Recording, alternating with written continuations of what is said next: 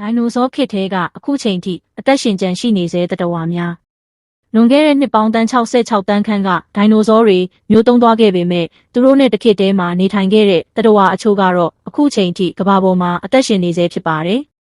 နံပါတ်1ကတော့မိချောင်းပါမိချောင်းတွေဟာဒိုင်နိုဆောတွေရဲ့ဆွေမျိုးနီးစပ်တဲ့အကောဆောအုပ်စုဝင်တွေဖြစ်ပြီးနှစ်ပေါင်းတန်း200ကျော်အတွင်းခန္ဓာကိုယ်ပုံစံကအနည်းငယ်သာပြောင်းလဲခဲ့ပါတယ်။ဒါကြောင့်အသက်ရှင်နေတဲ့ရှေးဟောင်းသတ္တဝါလို့တောင်ခေါ်ကြပါတယ်။နံပါတ်2ကတော့လိပ်ဖြစ်ပါတယ်။လိပ်တွေဟာဒိုင်နိုဆောတွေမပေါ်ခင်ကတည်းကကမ္ဘာပေါ်မှာရှိနေခဲ့ပြီးကမ္ဘာအကြီးမားဆုံးမျိုးတုံးမှုဖြစ်ရပ်ကိုတောင်ကျော်ဖြတ်နိုင်ခဲ့ပါတယ်။နံပါတ်3ကတော့ငမန်းတွေပါငမန်းတွေကဒိုင်နိုဆောတွေထက်တောင်ပိုရှည်ကြတဲ့သက်ရှိတွေဖြစ်ပြီးနှစ်ပေါင်းတန်း400ကျော်အထိသမိုင်းကြောင်းရှိပါတယ်နံပါတ်4ဖြစ်တဲ့မြင်းခွာကနန်းကလည်းစိတ်ဝင်စားဖို့ကောင်းပါတယ်သူတို့ရဲ့ပုံစံဟာနှစ်ပေါင်းတန်း450ကျော်အတွင်းအပြောင်းလဲအနည်းငယ်သာရှိခဲ့တာကြောင့်အသက်ရှင်နေတဲ့ကြောက်ဖြစ်ရုပ်ကျွင်းလို့လူသိများပါတယ်နောက်ဆုံးအနေနဲ့ကတော့ငှက်တွေပဲဖြစ်ပါတယ်သိပ္ပံပညာရှင်အများစုကယနေ့ခေတ်ငှက်တွေဟာဒိုင်နိုဆောအချို့ကနေစင်ကဲပြောင်းလဲလာတဲ့ဓာတ်ရိုက်မျိုးဆက်တွေဖြစ်တယ်လို့လက်ခံထားကြပါတယ်အဲဒါကြောင့်ငှက်တွေကိုအသက်ရှင်နေစေဒိုင်နိုဆောလို့တောင်ဆိုနိုင်ပါတယ်ဒီလိုဆိုတော့ဒိုင်နိုဆောတွေအားလုံးပျောက်ကွယ်သွားပြီလို့ထင်ထားပေမဲ့သူတို့နဲ့တစ်ခေတ်တည်းကသတ္တဝါတွေနဲ့သူတို့ရဲ့မျိုးဆက်တွေကတော့